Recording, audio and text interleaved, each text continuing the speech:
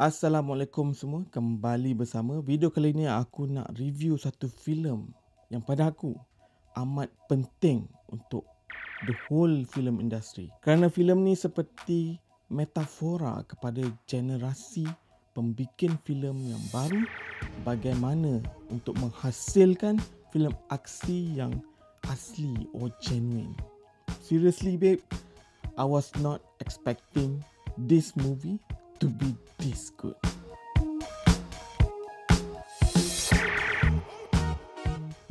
Filem Top Gun Maverick adalah sambungan untuk filem Top Gun 1986 yang dibintangi oleh Tom Cruise. Filem Top Gun 1986 diarahkan oleh The Great Tony Scott, tetapi untuk filem Top Gun Maverick kali ini, teraju pengarah diambil alih oleh Joseph Kosinski. Filem Top Gun Maverick mengisahkan watak Maverick lakonan Tom Cruise yang kembali ke Top Gun untuk melatih generasi baru pilot elit atas arahan rakan baiknya Admiral Iceman lakonan Val Kilmer. Salah seorang generasi baru Top Gun pilot yang Maverick terpaksa berdepan bernama Rooster. Rooster ni adalah anak kepada rakan baiknya yang telah mati, iaitu Goose. Watak Goose dia mati dalam filem Top Gun 1986 dan Maverick masih lagi rasa bersalah atas kematian Goose. So ada sedikit drama dan konflik di antara Maverick dan Rooster. Di antara sebab kenapa aku sangat suka filem Top Gun Maverick ni, kerana filem ni bukan dibuat hanya untuk create a new story to pass the baton to the new set of characters. Movie ni macam tajuk dia, it's a Maverick punya story. Dan aku sangat setuju benda tu, sebab pada aku Top Gun hanya satu je story. Walaupun Top Gun tu actually is a group of pilot, but untuk filem Top Gun is a Maverick story. Dan please jangan tukar or nak continue with a new characters ke apa. Please, create your own franchise.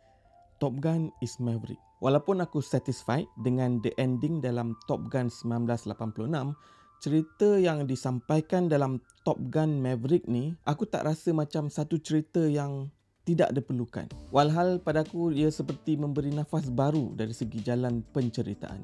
Cerita kali ini seakan lebih matang dari filem asal. Macam filem Top Gun ni akhirnya dia membesar dan mengikuti arus perdana.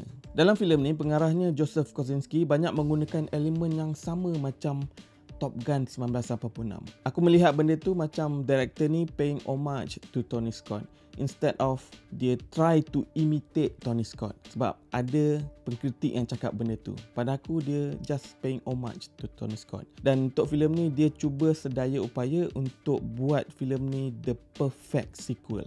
Dari segi dia punya looks, dari segi dia punya feel, dan aku rasa dia berjaya. Joseph Kosinski bukan seorang pengarah yang dikenali ramai. Filem dia sebelum ni yang mungkin korang familiar, Tron Legacy 2010 dan Oblivion 2013. Aku suka gila filem Oblivion. Salah satu filem original sci-fi yang pada aku underrated. Filem tu juga dibintangi oleh Tom Cruise. Yang mana yang tak pernah tengok, aku sarankan korang tengok Oblivion. Seriously, best. Ada Morgan Freeman sekali dalam tu. Dalam filem Top Gun 1986, technically Maverick punya story is done. Dia achieve apa yang dia nak dan dia finally dapat move on selepas partner dia Goose mati. Yang sebelum tu dia rasa guilty, dia rasa bersalah atas kematian Goose. Tetapi dalam Top Gun Maverick ni macam dia menunjukkan yang Maverick ni still rasa bersalah atas kematian Goose. So kalau kau tengok back to back Top Gun 86, lepas tu kau terus tengok Top Gun Maverick, kau akan rasa ada gap kat situ lah kan. Memang terasa macam ada something missing, terutama cerita hubungan between Maverick dengan Rooster tu. Tetapi benda tu actually doesn't bother me that much lah. Aku just aware je. Dia ada backstory sikit-sikit dalam Top Gun Maverick ni. Dia sprinkle through all the backstory dalam first act dengan second act. So untuk orang yang tak pernah tengok Top Gun 1986, pada aku they can easily pick up all the missing pieces tu. Dia punya exposition pun is not like in your face kind of thing tau. So everything it was done very tastefully lah pada aku. Tetapi yang paling penting untuk casual viewer pada aku is the action sequence. Dan part ni lah filem ni really shine. Yang lain-lain tu semua bagus, meet expectation. Tapi bila masuk tang action tu, to the moon, babe. All the action sequence diletakkan di tempat yang tepat pada aku. Dan the action sequence become better and better. The first one, dia punya training sequence, the first training sequence tu really enjoyable with the playful vibe and but the punya visual memang stunning. Untuk second action sequence is the mission simulation tu, macam mana dia simulate nak buat mission tu. Kat situ ada tension sikit, tapi still dia top the first action sequence.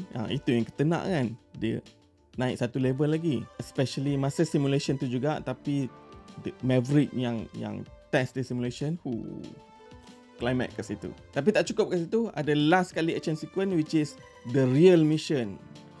That one is a new ball game. Different vibe pula kan. Memang action betul lah. So kau rasa dia punya effect tu, dia punya intense, dia punya tension, sebab kau tak tahu siapa yang akan hidup, siapa yang akan mati.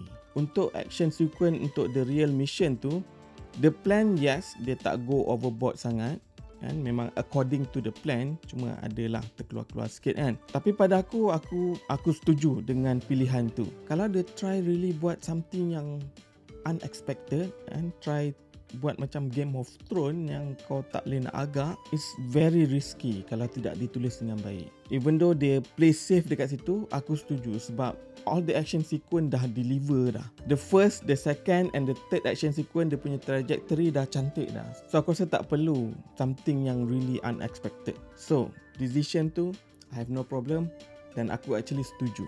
Sebab benda yang paling penting adalah macam mana the action sequence itself, kan, macam mana dia shoot the flight sequence. Pada aku memang jaw dropping. Bukan CGI, bukan camera trick. Kau rasa dia punya intense tu. Sebelum ni pernah je tengok filem-filem naik jet fighter kan, tapi this is another level. Kau rasa sangat real. Lepas tengok filem ni, aku takut dia akan spoil sebab kita ada filem tempatan yang akan ditayangkan pada bulan 8 nanti, cerita Air Force. So automatically bila tengok cerita Air Force nanti, kita mestilah try to compare dengan cerita Top Gun ni kan. Benda tu tak dapat dielakkan lah. Tak adalah aku nak filem kita Air Force tu sama level dengan Top Gun ni kan, tapi benda tu tidak dapat dielakkan lah sebab it's the same, the jet fighter punya filem. Sebab kalau kau tengok dalam filem ni, bila pilot tu dalam cockpit terbang tu kan, bila G-force tu hit, memang dia hit the actor tu real life. Seriously, muka pelakon tu semua bukan berlakon babe, bukan dibuat-buat. Memang dalam keadaan G-force tu hit kan, memang diorang dalam jet fighter tu yang tengah terbang real life. Aku ada tengok dia punya behind the scene, gila babi cakap kau. Seriously, memang diorang go extra mile untuk menghasilkan satu movie cinematic experience yang tak pernah dibuat orang. And dia punya all the shots, flight sequence dia semua tu pada aku perfect lah. Dia punya cinematography, macam aku cakap, memang a new cinematic experience. Dengan dia punya sound mixing, masterpiece. Kalau korang dapat tengok dekat IMAX kan, sound system, kau memang takkan lupa cerita ni. So overall, pada aku, filem ni tak ada cakap banyak, tak ada ragu-ragu, 5 bintang. No doubt 5 bintang untuk aku. Tak ada rasa bersalah, tak ada rasa ragu-ragu, tak ada hesitation. This is a 5-star movie. It's a masterpiece. It's a cinematic experience yang pada aku everyone need to experience it. Tom Cruise dengan Joseph Kosinski really push the envelope dan aku tak sure akan ada lagi filem lain yang will go this far. Okay guys, that's my review untuk filem Top Gun Maverick. Jangan lupa kembali untuk video seterusnya. Assalamualaikum dan ciao.